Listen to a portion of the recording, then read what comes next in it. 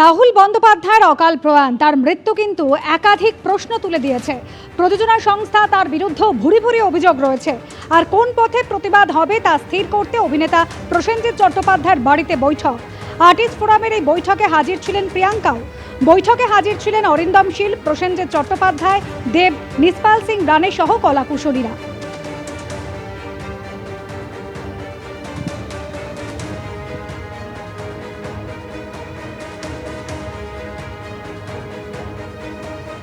আমি বলি আমি পিওরলি প্রিয়াঙ্কার সঙ্গে দেখা করতে এসেছিলাম।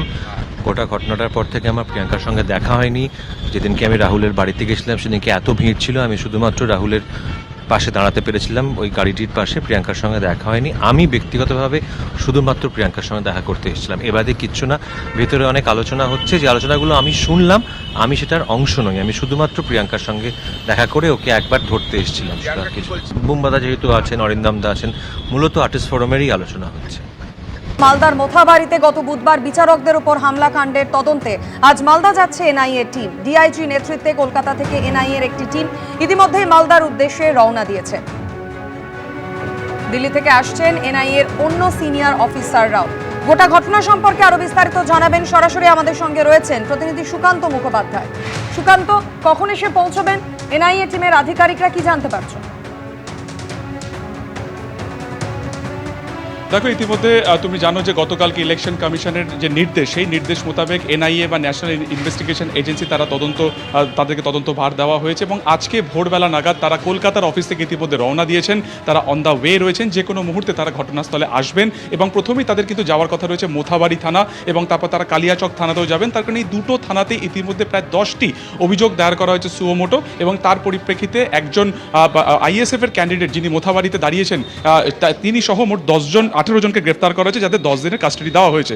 আমরা এই মুহূর্তে যে ঘটনাস্থল থেকে মূলত এই গোটা ঘটনার উৎপত্তি স্থল, সেই কালিয়াচক 2 নম্বর ব্লকে রয়েছি। তুমি দেখতে পাচ্ছ একের পর এক লিস্ট এখানে টাঙানো রয়েছে, সাপ্লিমেন্টারি লিস্ট। এখানে শুনানির কাজ চলছিল, যদিও ঘটনার পর থেকে কিন্তু এখানে কোনো রকম শুনানির কাজ চলছে না এবং গোটা বিষয়টিকে কিন্তু মালদা ডিএম অফিসে শিফট করে দেওয়া হয়েছে। ইতিমধ্যে এনআইএ তদন্তভার হাতে নিয়েছেন এবং তাদের আজকে এখানে আসার কথা রয়েছে। মূলত সেদিনকে কি ঘটনা ঘটেছিল, কি পরিস্থিতি তৈরি হয়েছিল, কত গ্যাদারিং বা ভিড় হয়েছিল, গোটা বিষয়টি তারা দেখবেন। আজকে তাদের ঘটনাস্থলেও আসার কথা রয়েছে। তোমাকে জানিয়ে রাখি যে ঠিক যে জায়গাটাতে আমরা দাঁড়িয়ে রয়েছি তার ঠিক ওপরে যে তুমি সিসিটিভি ক্যামেরা দেখতে পাচ্ছ, এর ফুটেজ তারা ইতিমধ্যে জেলা পুলিশের তরফে সংগ্রহ করা হয়েছে এবং সেই ফুটেজ কিন্তু এনআইএর তরফেও তা কিন্তু তারা খতিয়ে দেখবেন। অর্থাৎ কি ঘটনা ঘটেছিল, কারা এখানে মূলত বাইরে গ্যাদারিং করেছিলেন, এই গোটা বিষয়টি দেখা হবে। গতকালকে রাতেও বিভিন্ন জায়গাতে সার্চ অভিযান করা হয়েছে এবং সেই সমস্ত ফুটেজ খতিয়ে দেখে কারা কারা ইনভলভ ছিল সেটাও কিন্তু জানার চেষ্টা হয়েছে। গ্রাউন্ড ফ্লোরে যে অফিসের ঘর এই মুহূর্তে শ্যামল জানা দেখাচ্ছেন, এটাও হেল্প ডেস্ক, অর্থাৎ এখানেও কিন্তু শুনানির কাজ চলছিল। গত পরশু দিনকে অর্থাৎ বুধবার দিনকে অন্যান্য দিনের মতন 11টা নাগাদ থেকে এখানে শুনানির কাজ প্রথমে শুরু হয়েছিল এবং বিকেল 4টে নাগাদ তারপর থেকে কিন্তু গ্যাদারিং বা জমায়েত শুরু হয়েছিল। কিন্তু বিকেল 4টের থেকে 5টা নাগাদ এই গ্যাদারিংয়ের পরিমাণ কিন্তু অনেক বেড়ে গিয়েছিল এবং তারপরে যেটা জানা যায় যে এই 7 জন বিচার বিভাগীয় আধিকারিক তারা ঠিক ওপর থেকে নেমে তারা বাইরে যখন বেরোনোর চেষ্টা করছিলেন, সেই সময় কলাপসেবল গেটের বাইরে প্রচুর সংখ্যক যারা বিক্ষোভকারী তারা সেখানে জমায়েত হয়েছিলেন এবং এরপরই কিন্তু ভেতরে যে পুলিশ আধিকারিকরা ছিলেন বা সেন্ট্রাল ফোর্স ছিল, তারা দোতলার একটি কনফারেন্স রুমে এই বিচারকদেরকে সেখানে নিয়ে যান এবং সেখানে তারা রাত পর্যন্ত অপেক্ষা করেছিলেন। কার্যত জল না পেয়ে খাওয়ারও তারা সঠিকভাবে পাননি, যার মধ্যে মহিলা বিচারক রয়েছিলেন। এবং এরপরে জেলার এসপির তরফে বিশাল কনভয় এখানে আসে, সেন্ট্রাল ফোর্স আসে এবং তারপরে কিন্তু দোতলা থেকে নামার পরে এই যে গেট তুমি দেখতে পাচ্ছ, সেই গেট থেকে তারা কিন্তু বেরিয়ে যান এবং সেন্ট্রাল ফোর্সের তরফে সেখান থেকে তাদের কনভয় যখন আমলিতলার দিকে যায়, সেই সময় তাদের গাড়ি আটকে রাখা হয় এবং সেই জায়গা থেকে তারা যখন বেরোনোর চেষ্টা করেন, সেই সময় কিন্তু তাদের গাড়ির উপরেও একই রকমভাবে হামলা হয়। সেই গাড়ির উপর কিন্তু ইট বৃষ্টি করা হয়। ফলত সব মিলিয়ে এই মুহূর্তে কিন্তু সেখানে তাদের একটা গ্যাদারিং ছিল এবং তারপরই যত ফুটেজ সামনে এসেছে সেখান থেকে 18 জনকে গ্রেফতার করা হয়েছে, তাদেরকে 10 দিনের কাস্টাডি দেওয়া হয়েছে।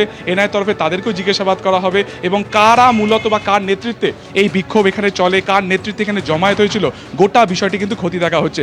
এই যে তুমি দেখতে পাচ্ছ যে কাঠের বিভিন্ন জিনিসপত্র ছিল, এটা বা পাশের যে কাঠের দরজা রয়েছে, এগুলোকেই সেদিনকে কিন্তু এই যে গেটটাকে পুরোপুরি আগলে যখন আটকে দেওয়া হয়, তখন সেই গেটের বাইরে এগুলোকে সব রেখে দেওয়া হয়েছিল যাতে কোনোভাবে বিচারকরা এখান থেকে বেরোতে না পারেন। ফলত এখানে প্রশ্ন হচ্ছে এক, যে এই যে গ্যাদারিং যেটা প্রায় 10টা-11টা থেকে হচ্ছিল তার খবর তার খবর জেলা পুলিশের কাছে ছিল না কেন, বা থাকলেও তার অ্যাডিকুয়েট ফোর্স এখানে কেন ডিপ্লয় করলেন না, 1 নম্বর। দ্বিতীয়ত হচ্ছে যখন এখান থেকে বের করে আমলিতলার দিকে সেই রাস্তার দিকে নিয়ে তারা যাচ্ছিলেন বিচারকদের, সেখানে যে বাঁশের ব্যারিকেড হয়েছে সেই ইনফরমেশন কেন আগে থেকে ছিল না। ফলত একাধিক গাফিলতির যে বিষয়গুলো সেগুলো কিন্তু প্রশ্নের আকারে উঠে আসছে এবং আশপাশে যে সমস্ত ফুটেজ রয়েছে এই ব্লক অফিসের, সেই সমস্ত ফুটেজকে তারা সংগ্রহ করছেন, যে ফুটেজগুলোকে দেখার প্রক্রিয়া চলছে, কার নেতৃত্বে এই জমায়েত হয়েছিল এখানে, কার নেতৃত্বে এখানে স্লোগানিং হয়েছিল, পুরো বিষয়টি খতিয়ে দেখছেন। কিন্তু এই মুহূর্তে এতদিন পর্যন্ত বা গতকাল পর্যন্ত জেলা পুলিশ এবং সমস্ত ইনভেস্টিগেশনের যা আউটপুট রয়েছে, যা তারা পেয়েছেন, তা কিন্তু সবই আজকে এনআইএতে তুলে দেওয়া হবে। এবং যেটা তোমাকে বললাম যে আর কিছুক্ষণের মধ্যে ন্যাশনাল ইনভেস্টিগেশন এজেন্সি বা এনআইএ তারা ঘটনাস্থলে আসবেন, তারা থানায় যাবেন এবং তারপরে সেখানকার যারা তদন্তকারী অফিসার রয়েছে সেখান থেকে তারা সমস্ত তদন্তের কাগজপত্র বা নথিপত্র নেবেন এবং তারপরে তারা স্পটে আসবেন এবং যাবতীয় জায়গা তারা ঘুরে দেখবেন। এবিপি আনন্দ, এগিয়ে থাকে, এগিয়ে রাখে।